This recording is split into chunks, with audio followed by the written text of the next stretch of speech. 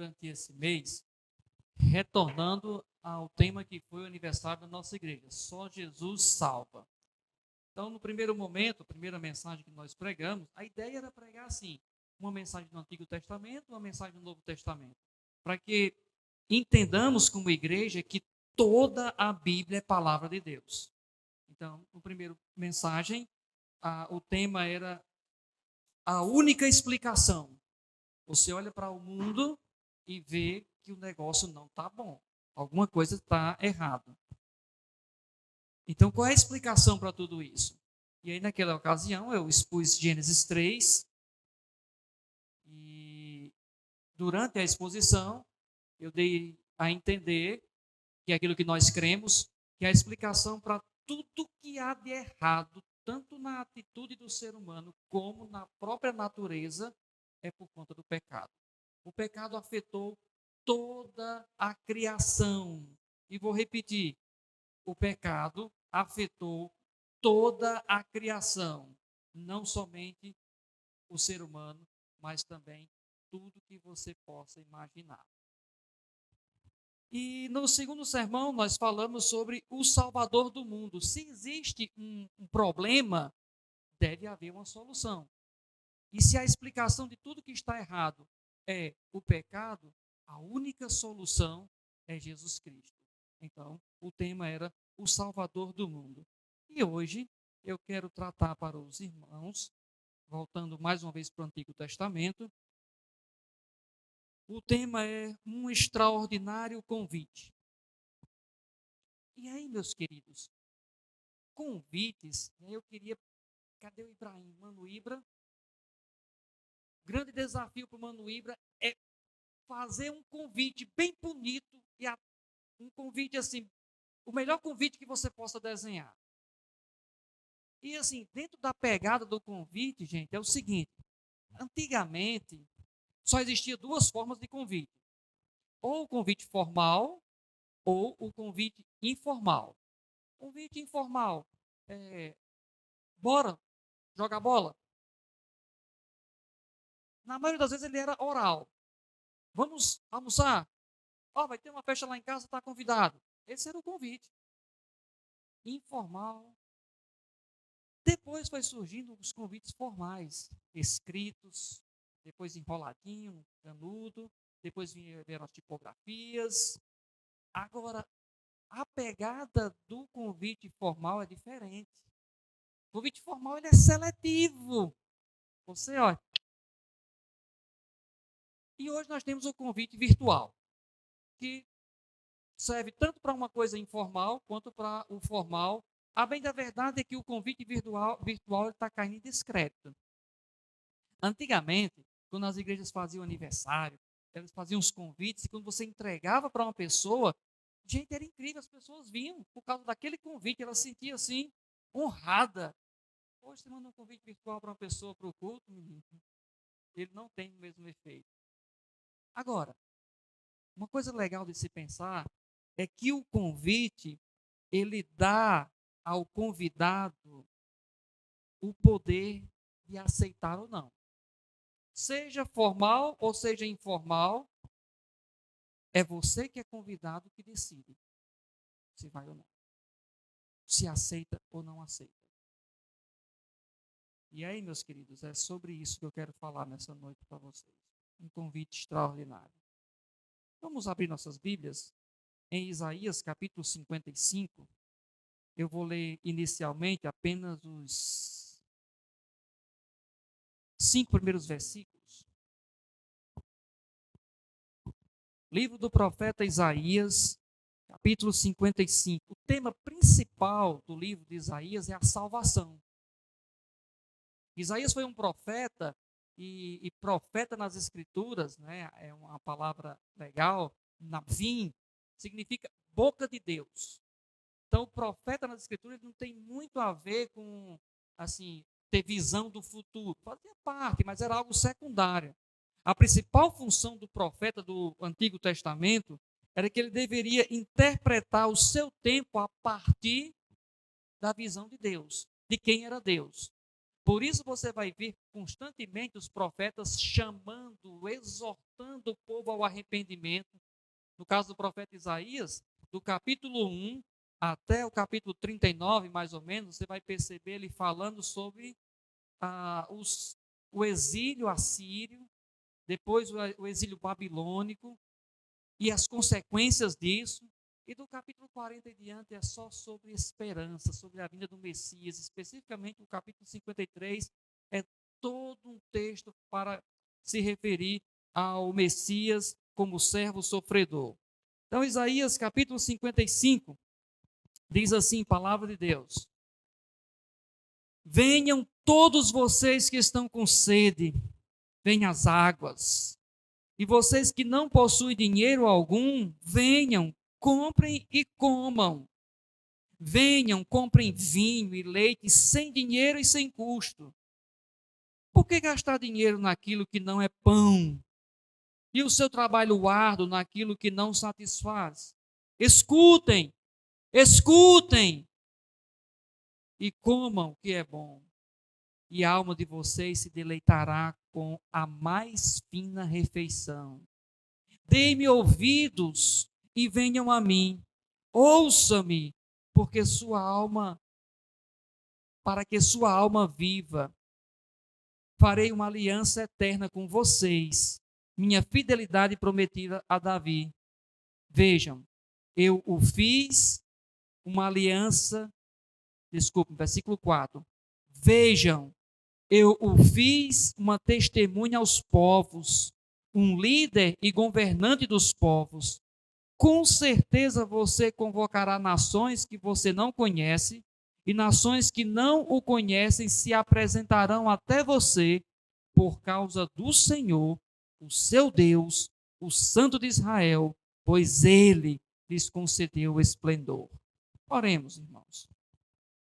Querido Deus, nós te bendizemos, Senhor, e queremos expressarmos incansavelmente a nossa gratidão por tão grande salvação que temos em Cristo Jesus, pelo poder operado pelo teu Santo Espírito em nossas vidas e que continua operando.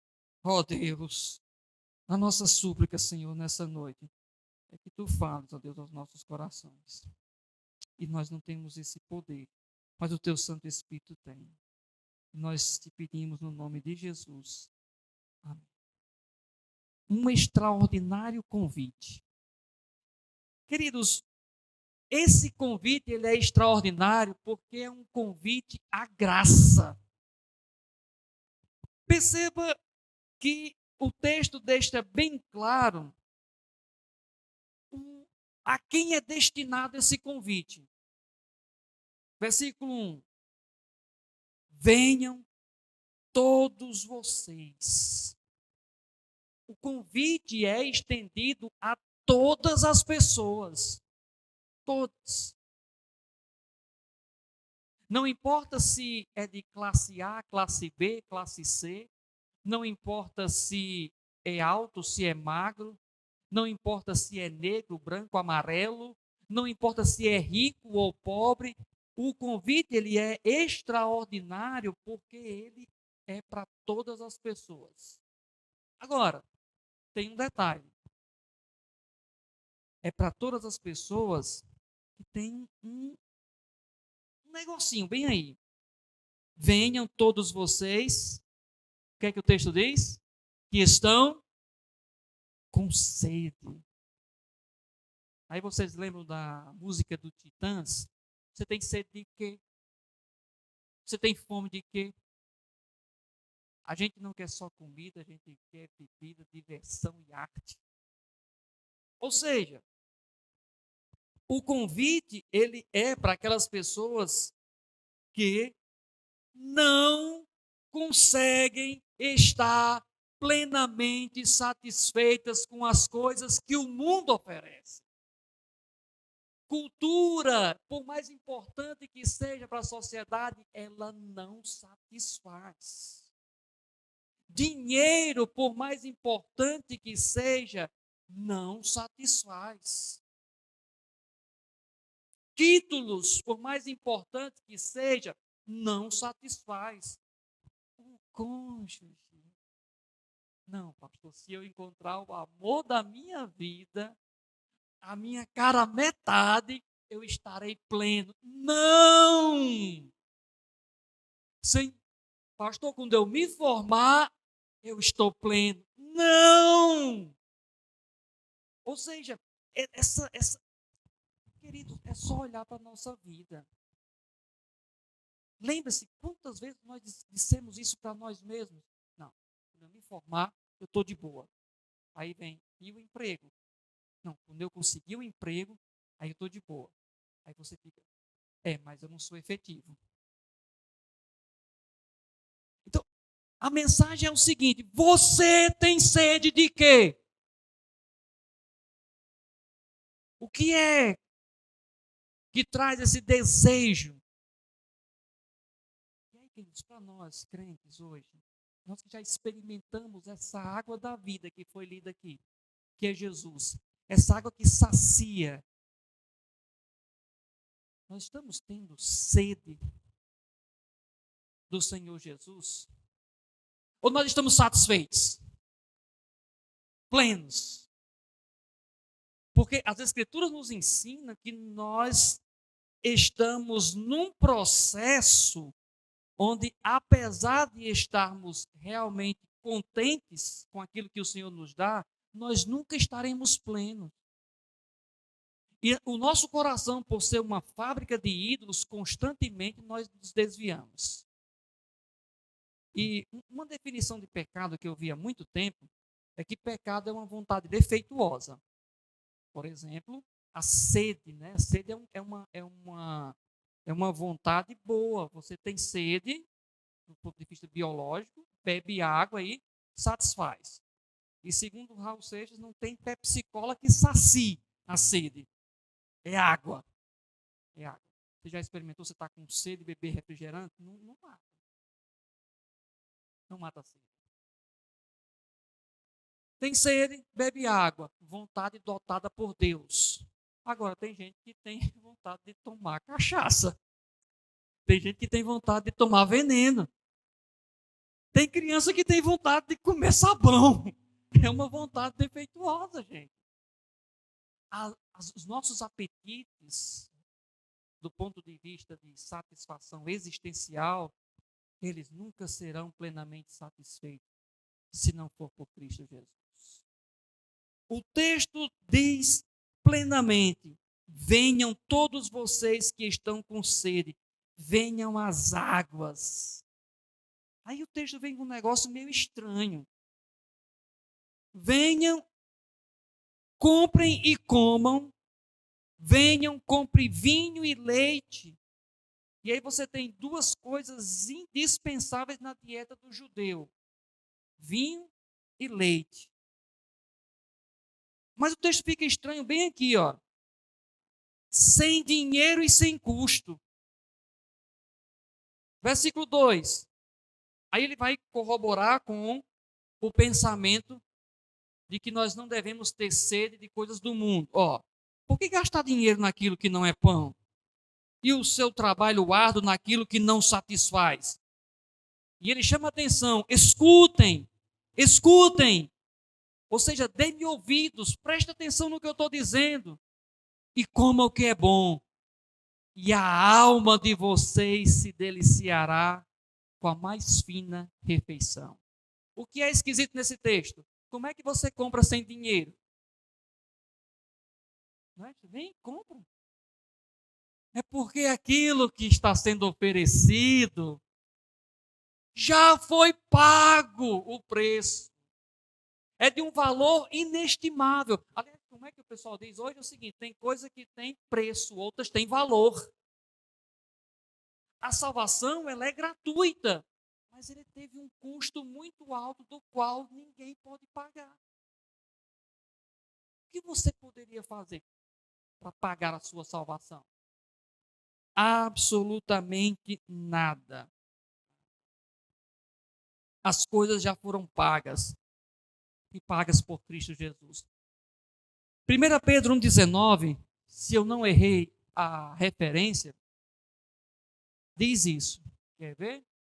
mas pelo precioso sangue de Cristo, como de um cordeiro sem mancha e sem defeito, versículo 20, conhecido antes da criação do mundo, revelado nesses últimos tempos em favor de vocês.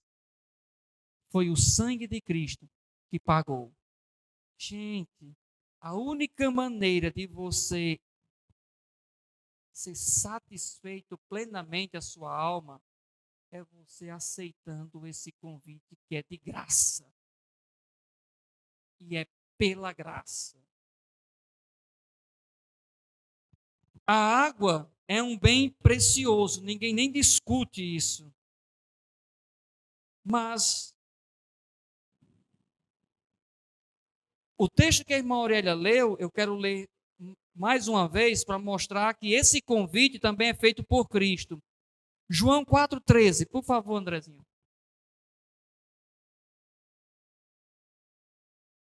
Jesus respondeu: quem bebe desta água terá sede outra vez. Quem bebe água desse poço terá sede outra vez. Quem bebe água daquele bebedouro ali vai sentir sede outra vez. Capítulo 6, versículo 35, André. Então Jesus declarou: eu sou o pão da vida, aquele que vem a mim nunca terá fome.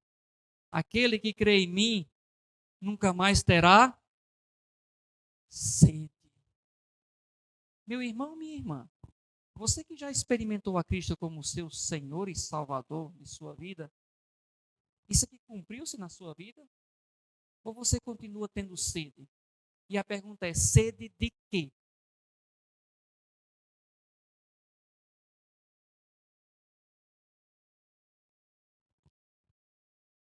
A Bíblia conta a história, um relato de um homem que construiu muitos celeiros e na sua loucura ele diz assim: construirei muitos celeiros e a minha alma vai ter muito que consumir e vai ter muito tempo para se deleitar. E aí o texto, eu penso que é Lucas 12, 20. Por favor, Andrezinho, vamos conferir, ver se é isso mesmo. Veja o que é que Deus diz para essas pessoas. Contudo, Deus lhe disse: insensato, tem uma versão melhor, que diz assim: louco. Esta mesma noite a sua vida será exigida. Então, quem ficará com o que você preparou? Queridos, o trabalho é uma bênção. Queridos, o casamento é uma bênção. A família é uma bênção. Mas eles não podem usurpar o lugar de Deus no seu coração. Quem está em primeiro lugar no seu coração? É disso que o texto está falando. Quem lhe satisfaz plenamente? Acredite. Empregos são perdidos. Cônjuges morrem. Cachorros morrem. Mas aquele que é água da vida, que lhe sacia, esse já morreu. E ele ressuscitou. E ele espera você junto para reinar com ele. Essa é a grande bênção, querido. Então esse convite é extraordinário porque é um convite à graça. Você não precisa pagar absolutamente nada. Por quê? Porque Cristo pagou por você.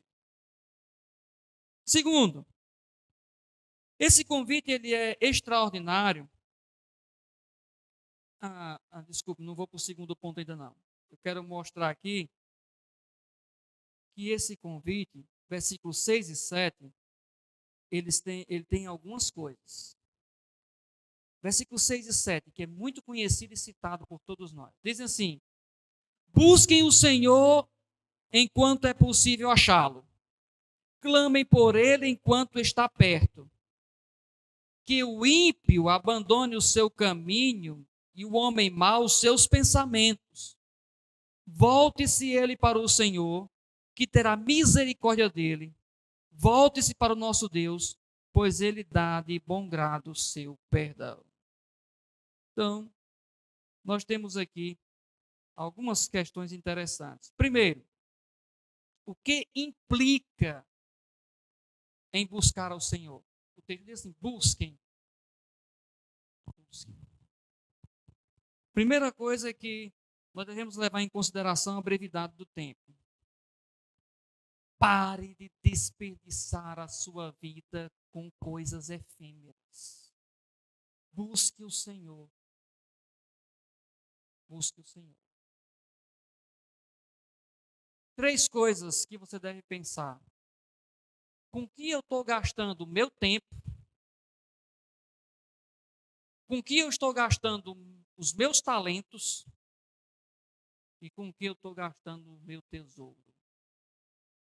Faça essa análise e ele vai dizer a quem você tem buscado fielmente. Quem tem sido o Senhor da sua vida? Tempo, talento e tesouro.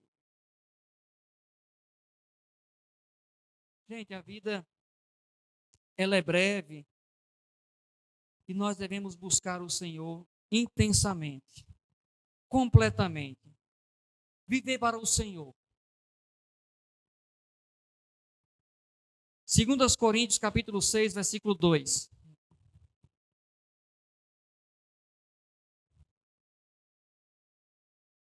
Pois ele diz: no tempo favorável, ouvi você e no dia da salvação eu o ajudarei. Digo-lhe que agora é o tempo favorável, agora é o dia da salvação. Sabe aquelas pessoas que você fala da salvação e a pessoa diz assim, não, é como se dissesse assim, passa amanhã da meio-dia para a tarde. Não, depois eu vou, quando eu envelhecer eu vou servir a Cristo. Quando eu me formar eu vou seguir a Cristo. Gente, é hoje. É a única coisa que nós temos é o hoje. O passado você não tem mais e não tem nem como mudá-lo. 3 formas de você lidar com o passado. Mentindo. Você era desse jeito. Hoje me pegaram lá em casa, fizeram umas perguntas sobre o meu passado. Eu não podia mentir. Era aquilo. Não tenho orgulho daquilo que fiz, de jeito nenhum, mas fui eu. Omitir. Né? E qual é do omisso? É quando você começa a tocar num assunto que aí você desconversa. O telhado de vidro. E a outra, gente, é aceitar. Fui eu, mas não sou mais. Essa é a pegada do Evangelho. Então, queridos, o tempo, o futuro, você pode fazer 1000 planos. Mas é o Senhor quem vai dizer se vai dar certo ou não. O texto também é um chamado a um arrependimento. Versículo 7 diz que o ímpio, e aí é interessante, o que é o ímpio, gente? O ímpio é aquela pessoa que não é piedosa. E o que é uma pessoa piedosa? É aquele que se aproxima de Deus. É aquele que tem prazer em Deus. É aquele que vive o reino de Deus em primeiro lugar. Esse é o piedoso. O ímpio é o oposto. É quem não tem prazer em Deus, é quem não gosta de Deus, é quem busca as coisas efêmeras, é quem se satisfaz com pão e vinho sem ser espirituais. A exigência de arrependimento pela generosidade da oferta. É de graça. Mas você precisa se arrepender dos seus pecados. Há um tempo atrás eu comecei a começar o nosso culto assim, para que você pensasse na sua semana e se tinha alguma coisa que você deveria se arrepender. E sempre temos, gente. Pelo menos eu. E não faço isso com culpa, porque eu sei que o meu Deus é perdoador. Nós é que temos dificuldade de perdoar, mas Deus não tem. Um coração arrependido, Deus perdoa. Nós não. A pessoa tem que se arrepender, a pessoa tem que provar que está arrependida. E olhe lá. Aí eu vou pensar se vou lhe perdoar ou não. E às vezes perdoamos, e como é que a gente diz? Eu perdoo, mas não esqueço. Não vai acontecer uma amnésia, não vai. Mas o grande milagre é você perdoar e lembrar sem ódio, lembrar sem raiva, lembrar sem rancor, Você nunca vai esquecer de um mal que alguém fez para você. Nunca. Claro, óbvio. Mas você vai conseguir, pela graça de Deus, lembrar. Eu conheci um jovem que foi abusado quando criança pelo seu tio. E hoje ele diz que consegue até ver o tio, lembra das coisas horríveis, porque nunca foi apagada, mas sem raiva, sem mágoa, sem rancor. Sabe o que é isso? É poder que ele tem para fazer isso? É o Espírito Santo de Deus, gente. Mas nós estamos tão intoxicados pela mentalidade mundana que nós queremos agir igual o ímpio. Ah, pastor, eu sou assim mesmo. Jesus me salvou, mas assim, o senhor sabe. Não, não sei, me explique melhor. Tem área, pastor, que eu preciso. Conheço, precisa melhorar. Agora, a pegada é dessa, gente, de um arrependimento. Arrependimento. Agora sim, segundo ponto. Um convite extraordinário é um convite à graça. Lembre-se, gente, graça.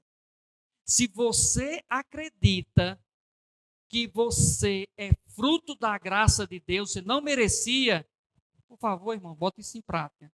Estenda a graça na vida de outras pessoas. Pastor, não merece, mas eu faço. É graça. Isso é graça, viu? Graça. Segundo,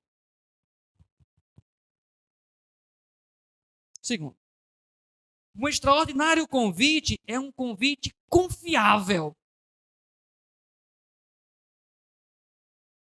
Imagine a seguinte situação.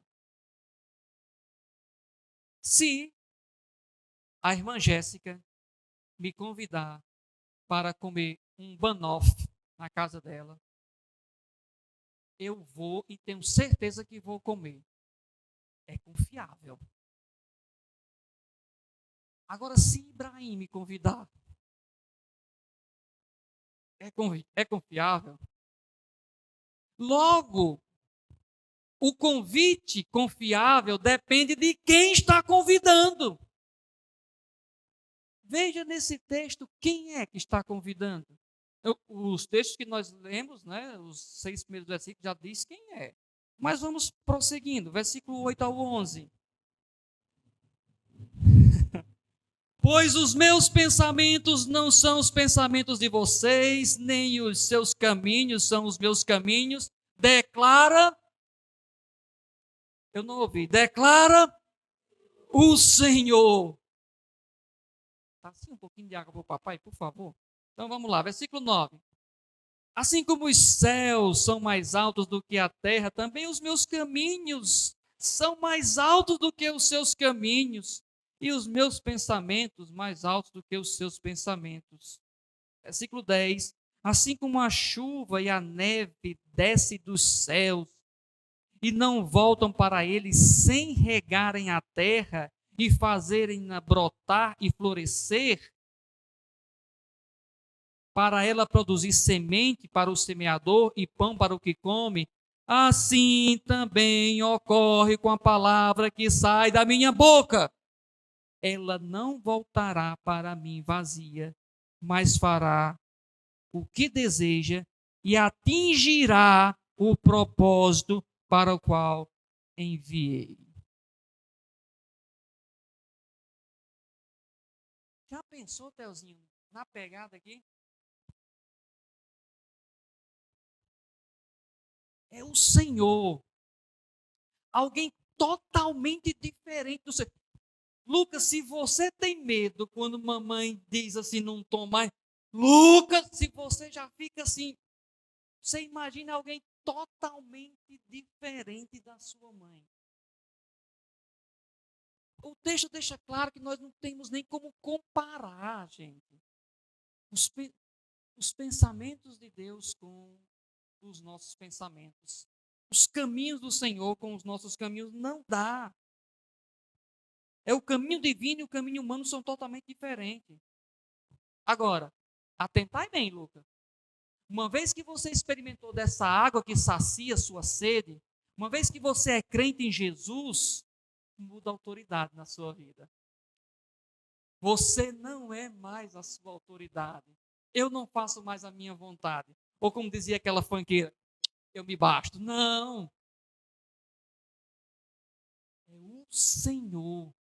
Eu atendi o convite do Senhor e Ele é confiável. Olha, nós somos tão assim estranhos, né? Nós seres humanos. Deus é santo e nós somos pecadores. Quando nós somos convertidos a Deus, nós nos tornamos santos pecadores. Continuamos sendo pecadores, mas nós somos santos. Lutamos para não pecar. Só que nós, na nossa ingenuidade, nós classificamos os pecados. Pecados intocáveis. Você pode falar de tudo, pastor, mas nesse pecado aqui é o meu pecado. Eu não consigo me libertar dele, pastor. E ele não é um pecado tão grave assim, porque ele só faz mal a mim mesmo.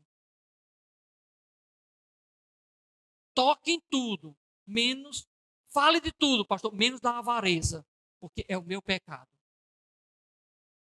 Fale de tudo, pastor. Não matarás, não roubarás, mas não fale de maledicência, porque é o meu pecado.